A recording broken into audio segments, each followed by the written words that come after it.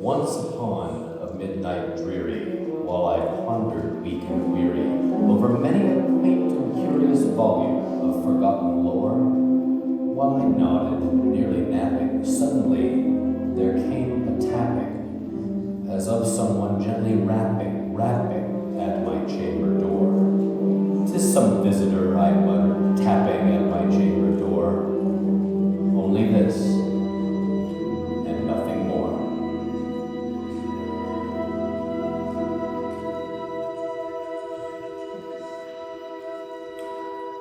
Distinctly I remember, it was in the bleak December, and each separate dying ember wrought its ghost upon the floor. Eagerly I wished the morrow, vainly I had sought to borrow from my books surcease of sorrow, sorrow for the lost Lenore, for the rare and radiant maiden whom the angels name Lenore, nameless here forevermore. To still the beating of my heart, I stood repeating, 'tis some visitor entreating entrance at my chamber door. This is it, and nothing more.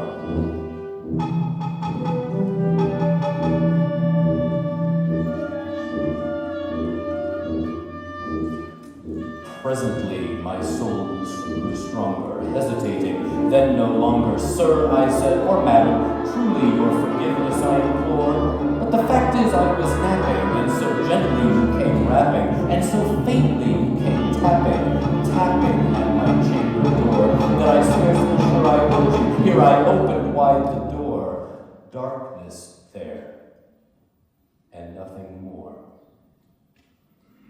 Deep into that darkness peering, long I stood there wondering, fearing, doubting, dreaming dreams no mortal ever dreamed before. But the silence was unbroken, and the stillness gave no token, and the only word there was spoken was the whispered word, Lenore. This I whispered, and an echo murmured back the word, Lenore. Merely this, and nothing more. Back into the chamber turning, all my soul within me burning, soon again I heard a tapping somewhat louder than before. Open here I flung the shutter, when with many a flirt and flutter, in there stepped a stately raven of the saintly days of yore, perched upon a cusp of palace, just above my chamber door, perched and sat, and nothing more. Though thy crest be short and shaven, thou, I said, art sure no craven, ghastly grim and ancient raven, wandering from the nightly shore. Tell me what thy lordly name is on the night's Plutonian shore. Quoth the raven, nevermore.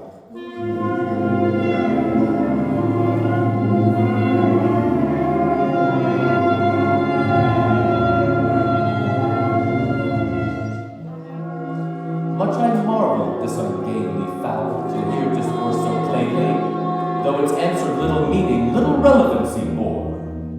Nothing farther, then he uttered, not a feather, then he fluttered, till I scarcely more than muttered, only friends have flown before, on the morrow he will leave me as my hopes have flown before. Then the bird said, nevermore. Startled at the stillness broken by reply so aptly spoken, doubtless, said I, what it utters is its only stock and store.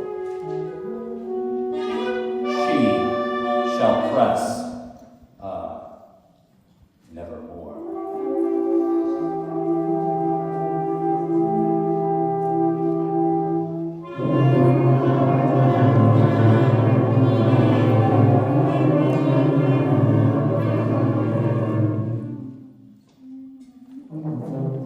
Then methought the air grew denser, perfumed from an unseen censer, swung by seraphim whose footfalls tinkled on the tufted floor. Wretch, I cried, thy God hath lent thee, by these angels he hath sent thee respite and nepenthe from the memories of Lenore. Quoth the raven, nevermore.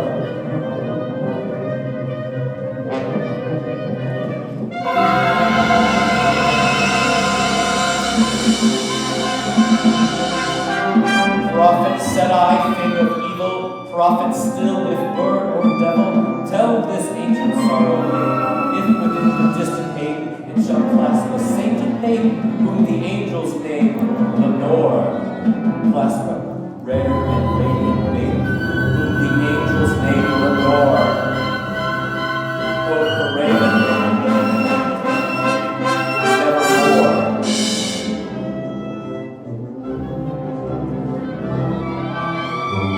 Be that word our sign of parting, bird or fiend, I shriek upstarting, get thee back into the tempest and the night's Plutonian shore.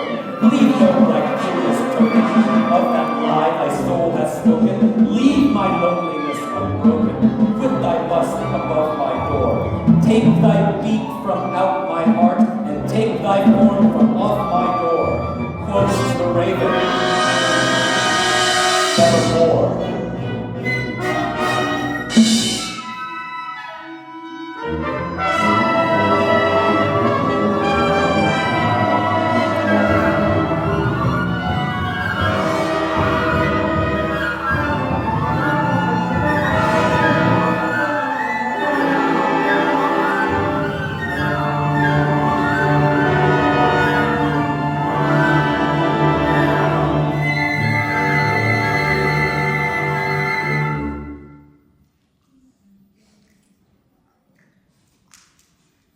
And the raven, never flitting, still is sitting on the pallid bust of Pallas just above my chamber door.